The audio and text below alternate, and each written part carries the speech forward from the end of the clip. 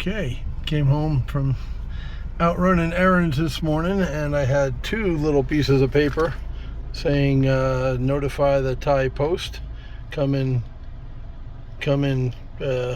knock on our door. We've been waiting for you. Three's company two.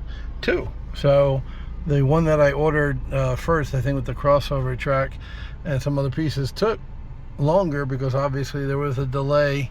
There was a good week between my first and second order. I'd since made a third order because I'm absolutely out of control. I'm a slot car junkie. I'm sure some of you can relate. Anyway, I went down to the post office and I picked up one box. There is one box back there in the used Scalextric set thing. And I said, where's my second box? Oh, it's at the airport. In a prior video, I had said some packages come directly to my house, which is great. Some I have to go to the post office and pay $20 to $100 to get them out. And some packages I have to go to customs at the airport. That is where I am today. The lady at the post office gleefully told me, oh, you've got to drive another 20-25 minutes from here. The post office is 10 minutes from my house, if that. This is a good 25 to half hour from my house. And now I got to haggle with the man. You see where they have the on the other form, it had prices in here. It was like 1,200 baht, 40 bucks. I mean, I've spent a lot more. Now I have to see, there's no numbers in there, which means I have to bargain and barter, my favorite thing to do, with the customs guy to determine how much duty I owe. My favorite game, customs roulette. So on the one hand, I'm glad I can show you, I can film it. On the other, this is a pain in the ass and I have to drive farther, and usually it costs me more to get my package from here. Why this one, out of all the packages I've ordered from them and people have sent me from America, came here, I still haven't figured it out in 3 years of living here, but I am at the airport. All right, so we're back from the airport with one box because this is Thailand and they really don't have their shit together. The package wasn't at the airport yet. So even though the notice showed up at my home and I drove up there, they haven't received the box yet. Go figure. So I'm going to go ahead and do an unboxing for the first order. Remember, there's 3 total. Tomorrow, I'll go back up to the airport. The thing about living in Thailand is there's not a lot of regulation. There's not a lot of structure. So things like this actually happen a lot. So if that irks you and you've been thinking about moving to Thailand, maybe this is not the country for you. I like the lack of regulation. I like the kind of Wild West feel, or at least like America in the 50s, right? Things were different back then. I liked the country better back then, although I wasn't born yet, but the lifestyle, the freedom. We had more freedom pre 9/11 for sure. Anyway, enough of the gabbing, and I'm going to open up the first box. Tomorrow I'll go get the second one, and we'll do an unboxing with that one. What the hell? Why not, right?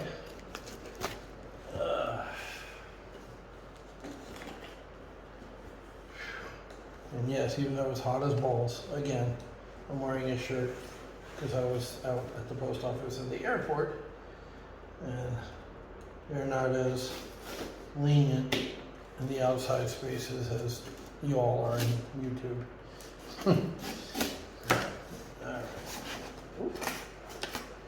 I'm opening it up on the big track because the small track is actually, well, not really filled, but the good parts are. All right, first the total, and I will do the money video after the 2 unboxings, not the 3. I just ordered the 3rd box, so it's going to be a minute before that comes. So 10,000 baht. There's another less than $300. This is a small order relatively. I didn't really go nuts like the last one. I've been actually talking about this for a while. I'm surprised it just showed up because I've been mentioning the stuff in this for a while. The first thing is another hairpin, and unfortunately, as you can see, it's the one set up for the chicane. It's missing the second tab, but I'm going to use it. I'll super glue it like I did with the other chicane hairpins, and I'll use it like an S-curve, which is not going together for some reason. That could be, oh, it won't. There goes that theory of, you see the metal pin has no hole to go into. So you can literally only use these for there. I was going to use it for one of my getting to the other track, to the long track for when I put it together, but you can only use this, and I can only use it with the chicane too, now that I'm looking at it, for the same reason. Oh no, this does have the tab. Interesting. So this middle piece is different. I'm learning as I go here. This middle piece is different from the other end. No, it's got the tab also. So yeah, same thing. I'll only be able to use this with another J curve. There's the letters I talk about, and I will talk about on the pricing video. So you can only use another J curve here because of the configuration, or that stupid chicane, which I've already got two in this track. Yeah, I'll figure it out. I'm a smart boy. And then the track, more. Here's the cut one. Hell, I've been talking about this for probably over a month. This shipment definitely took a while longer. There was a pretty long gap between the second and third order. Well, first and second for this batch, I should say. This is actually my third or fourth order from Action. I'm not sure, but this was ordered probably a month ago. So this is where somebody took the inner border. The barriers are what I'd call a guardrail or a fence, and they cut it up into pieces. And the reason that's good for me is, as I mentioned, my plan for that curve right there, which I just found out I can't do now. I'll use it. Trust me, I'll use it somewhere. In fact, I'm pretty sure, I'm 100% sure, this hairpin right here, I took the cover off my phone to hope that it stays in the tripod better. This one, I know for a fact, is not into the chicane only, because it's going into regular track on both sides. So I can take this out now, replace it with that, and then I'll have the pieces that I can make into an S-curve. So voila, problem solved. So when I do that, and right here, you can see I've got this full one, which looks stupid as hell and doesn't work in that little nook and cranny. And there'll be another one like that probably over there somewhere to tap into that, the new longer track. So that's what those cut pieces are for, right there. That will go perfect when I have the track, right here too. I walked all the way down to the other end and had an example right here. There, it looks like I won't be able to do it because, again, it's too close. I'll need to put a half a straight or something in between to space it out or something like that. But, for instance, there, one little piece inside the curve. Anywho, yeah, once again, I talked about the cut pieces a while ago. This one did take a while to ship for whatever reason. More of the little doors. Remember I said I ordered 2 doors because I only had 2. Well, they got 2 more in. I ordered 2 more doors because I have quite a few cars that are digital ready but don't have the doors. I know the Corvette is one of them right off the bat. Yeah, there we go. And I think the Porsche had a door. Was it the Lola? Yes, the Lola also needs the door. And 1 or 2 of the shiny silver cars. Okay, I guess it's 1. No. Oh, yeah. This is interesting. This is the Mercedes CLK, and it's got a little cover, I think, that goes here. But obviously, that's not the same cover as on the digital ready cars. And what that does, that having that strip go from the braids, is there's like tube up there, and it runs almost what looks like a fiber optic thing into the for the lights. So the lights don't work right now because there's something missing inside that little tunnel. So you see little sockets all the way down there deep. Not sure what goes in there, but I will find out and acquire it somewhere. So yeah, I got 2 more of those and a magnet. Right now I demagnetized the Ninco angle winder, and I'll put it back together probably today or tomorrow, and then see how it runs without magnets. But at some point I'll probably be putting some magnets in some cars, so I went ahead and picked up another magnet. And then the crossover track I've been talking about.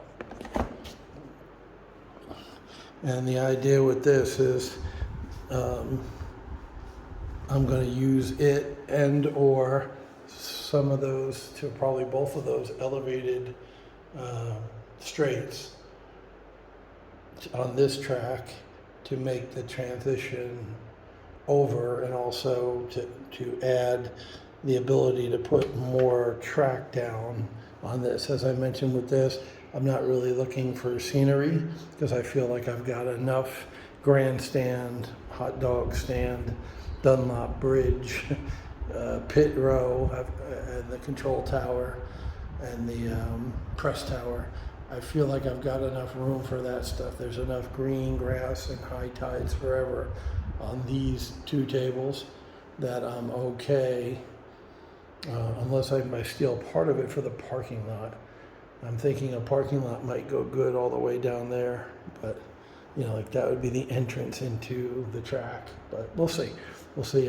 Right now, I'm just having fun with the oval. I put the jump on and jumped the Mustang. It works. It's kind of cool. I should probably do a video on that, maybe a short. And I just tested every single car.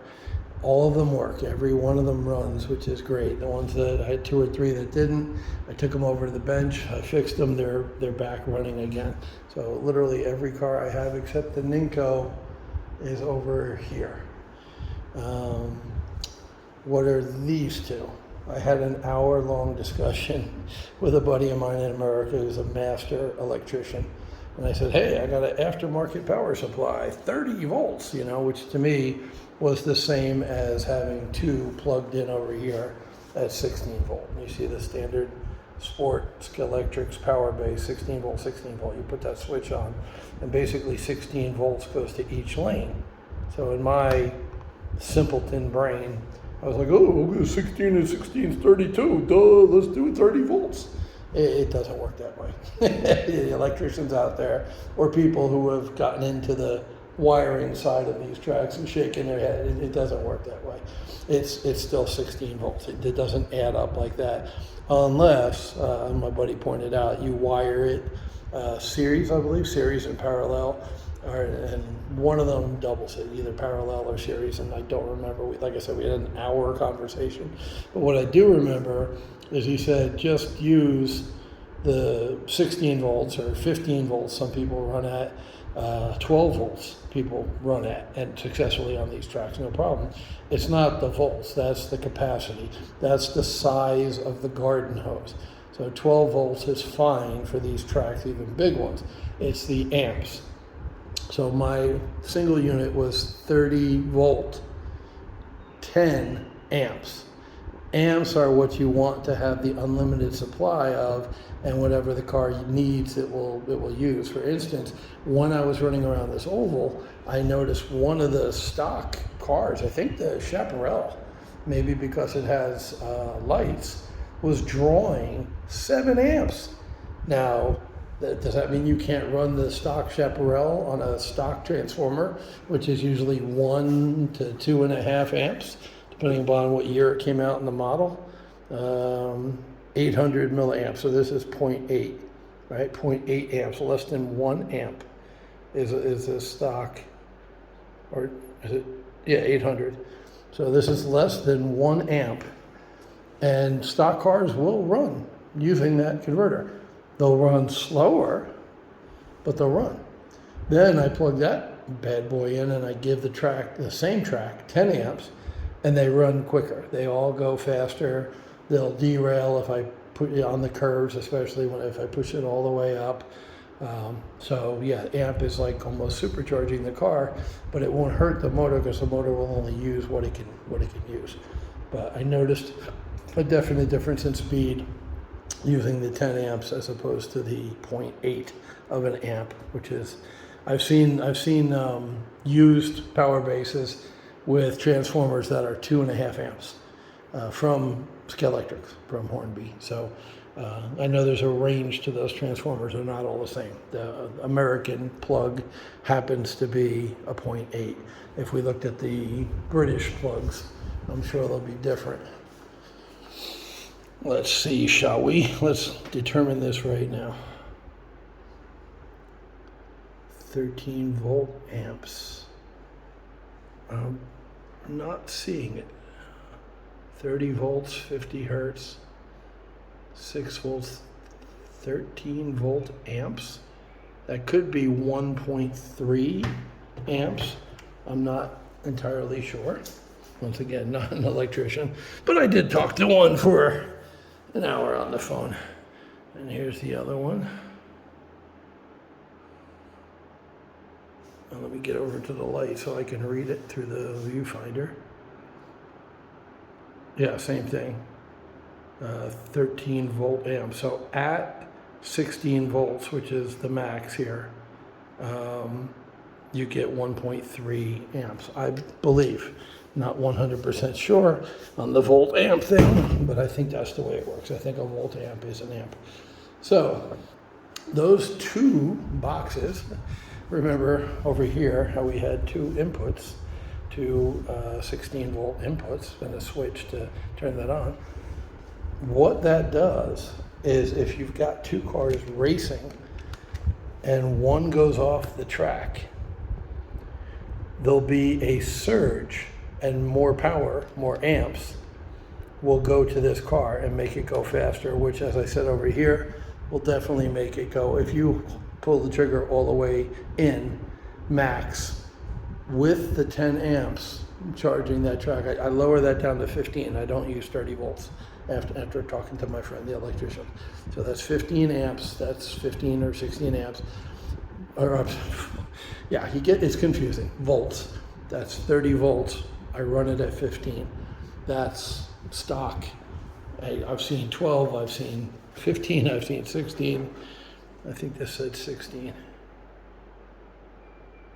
Yeah, 16 volts direct current, okay?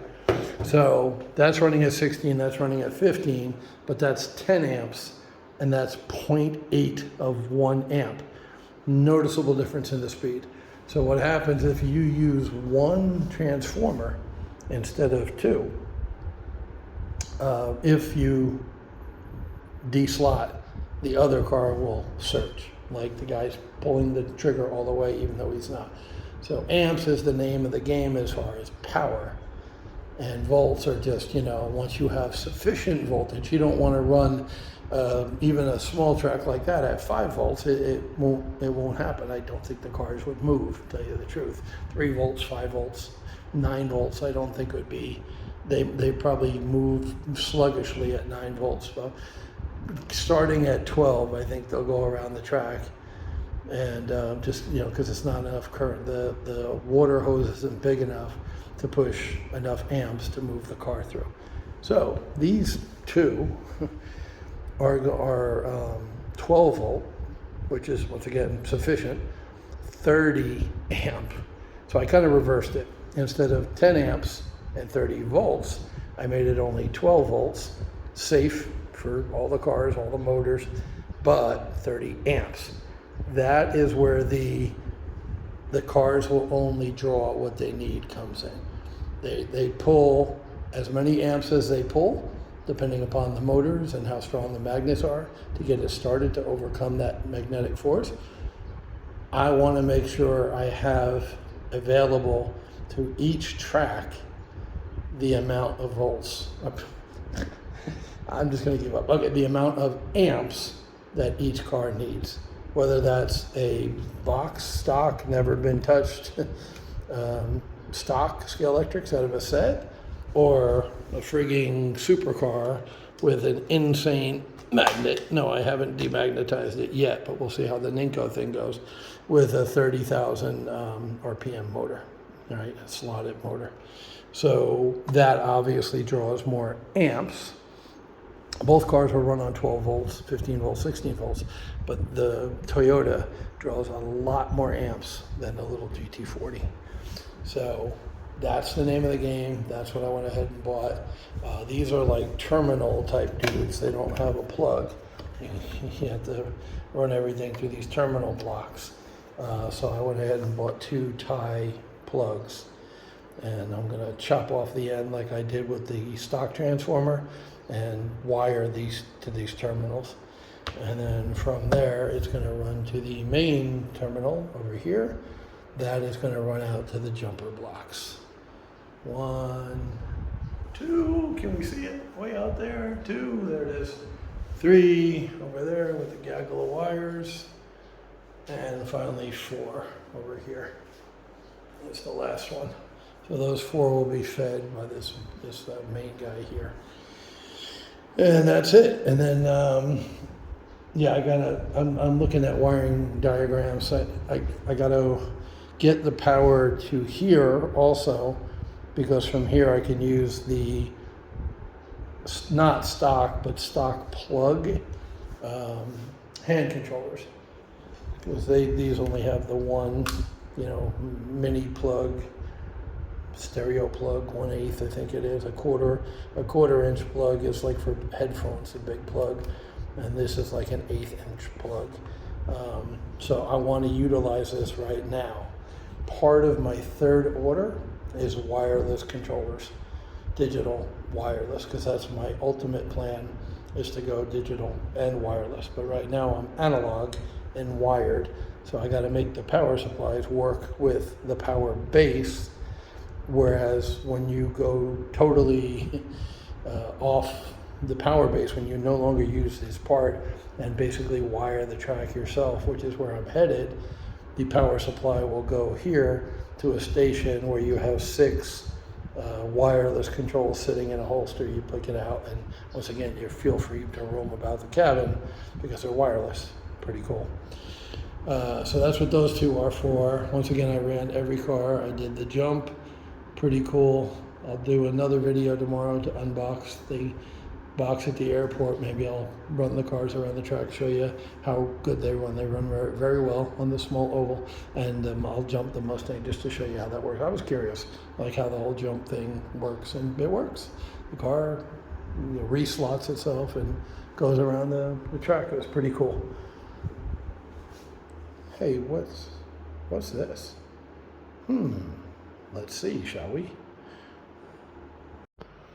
Okay, set the little tripod down. And let's go ahead and open these up. Yes, I can't help myself, as I mentioned at the airport. I am a slot car junkie. And so every time I order from Phil, I think the guy's name is Phil, Action Slot Racing, in Sherwood Forest, Nottinghamshire. My sister reminds me. She's an Anglophile. Ooh-wee. Ooh-wee. The more I get into Le Mans and watching all the movies, I rewatched Ford versus Ferrari. I've seen it like everybody else has seen it. I rewatched it now because I'm into slot car racing in Le Mans. And the more I research and watch for pleasure, Le Mans stuff, the more I feel like Porsche is underrepresented in my collection. I just don't have enough Porsches because you know, after Ford beat Ferrari, they were dominant for 4 years, right? 66, the famous Ken Miles win that got stolen from him. Watch Ford versus Ferrari, Christian Bale, Matt Damon, if you haven't seen it. It's a great movie and a really good representation of how corporate sponsors yield more power with their almighty dollar than they really should, to the point where Ken Miles won that race and would have been the Triple Crown winner because he won Sebring and Daytona, but they wanted a photo op for publicity and they told him to slow down, and Bruce McLaren wound up getting ahead of him. In the movie, they say that they all finished in a tie, and the tie went to McLaren because he was 8 meters. He started back behind, and it's a distance race. It's an endurance race, a distance race, not a time race per se, which is weak as hell, but whatever. But the deal was he was laps ahead. Ken Miles was laps ahead. So if he hadn't slowed down, he would have won, period. But no, they got to have their photo op. So anyway, after Ford's dominance, 66, 67, 8, and 9, I think they won 4 years right after that. And Ferrari didn't, more importantly, which after you watch that movie, you're kind of rooting against Ferrari. I'm not a Ford fan. In fact, I really don't care for Ford. I was a Corvette, right? I was a Corvette guy. So we're not big fans of Ford. And they acted despicably in that movie too, as I said, especially one of the executives in there. But after that, after Ford's run, or the company that ended Ford's run was Porsche, and they were unbeatable for a while. Ferrari could not catch them, Ford couldn't catch them. So this one's got the mirrors. It's in really good shape. I'm not crazy about the DHL livery, but I mean, it's yellow. It's yellow and red. It's a cool looking Porsche, and once again, my beloved LMP style that will go well with the others. All right, what else we got?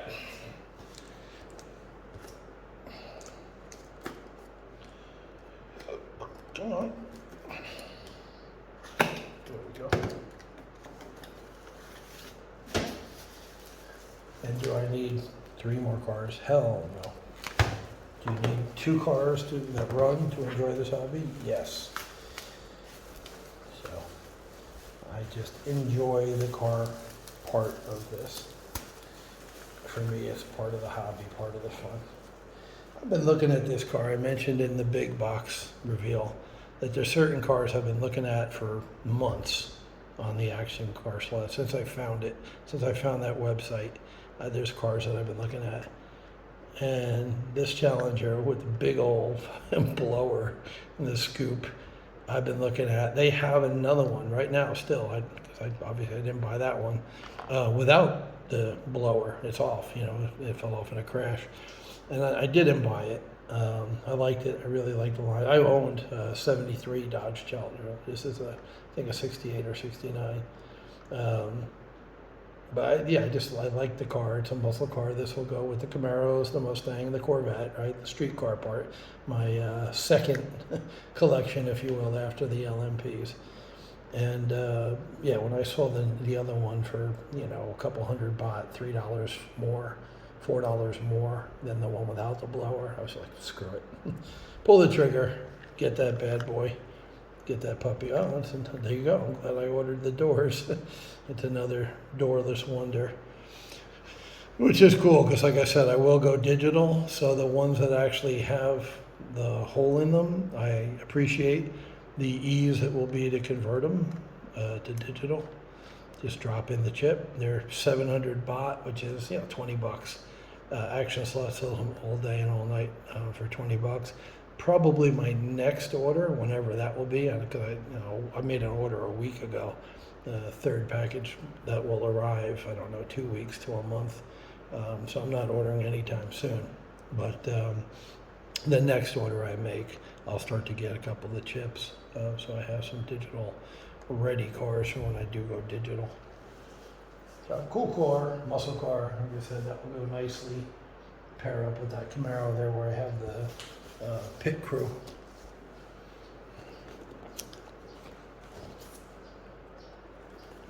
Whoop. Never cut towards yourself, always cut away, he says as he cuts towards himself. I owned a couple of restaurants, one in America, one here, which obviously went out of business because of COVID. So I did a lot of knife work. When you're the owner, when you're a single owner, you take out the trash because your help doesn't show up. My drivers, it was a pizza place. My help didn't show up a lot. And you do a lot of the prep. You don't have a prep chef like you do in a real restaurant. This is a cool car. I like the livery. I like the Essex livery. British. They snuck a little Scalextric thing in there, you can see on the side, which is kind of hokey. I might take that out and replace it.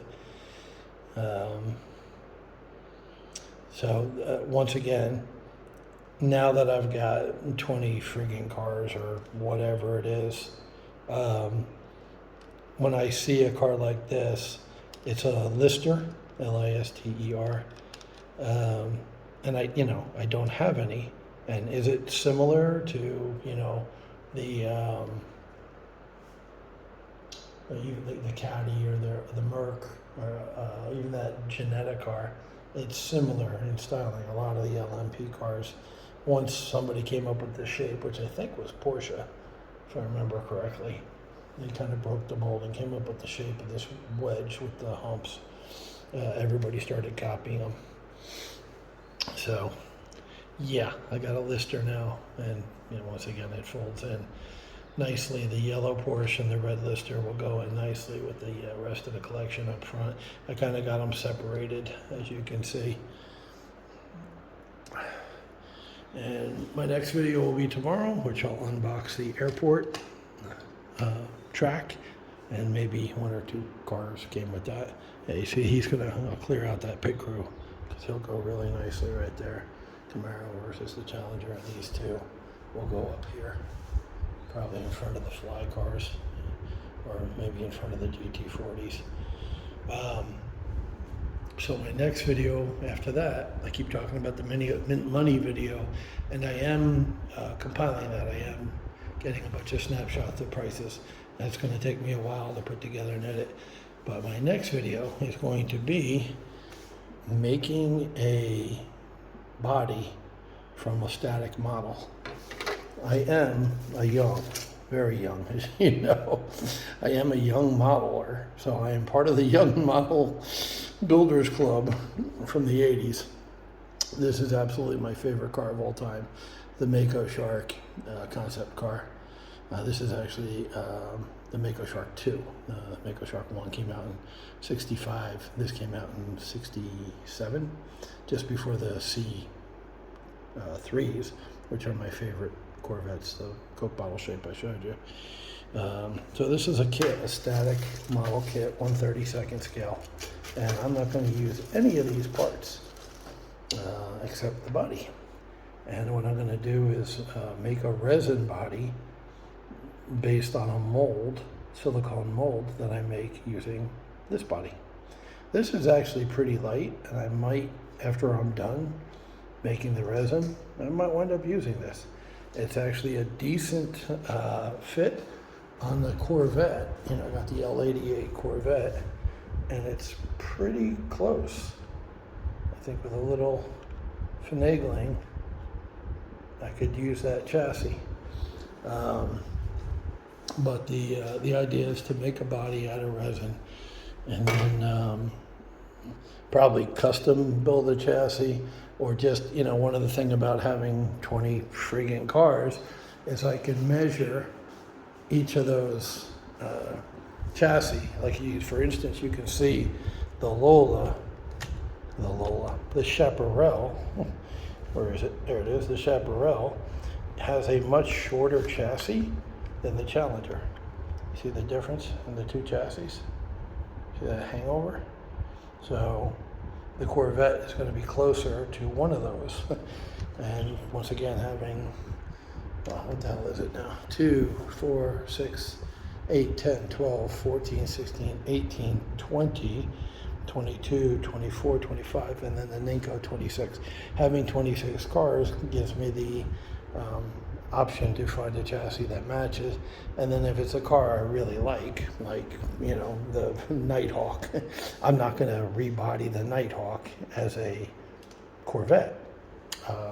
But I can either get another Nighthawk that needs extensive, you know, body. It's missing the mirrors, it's missing the wing, it's missing the driver's head, whatever. Get one of those cheap, less than 20 bucks, and take off the body and put the Corvette on it. Or I can actually wind up going with what they use for drag racing, which is a custom chassis that you make the length and the wheelie bars, although I wouldn't have wheelie bars on a Corvette. But you kind of custom make the length, you make the motor pod, you scratch build it using metal. So I'll probably wind up doing that. So yeah, making the silicone mold, I'll do a whole video on that. Unboxing tomorrow, I'll do a video on that.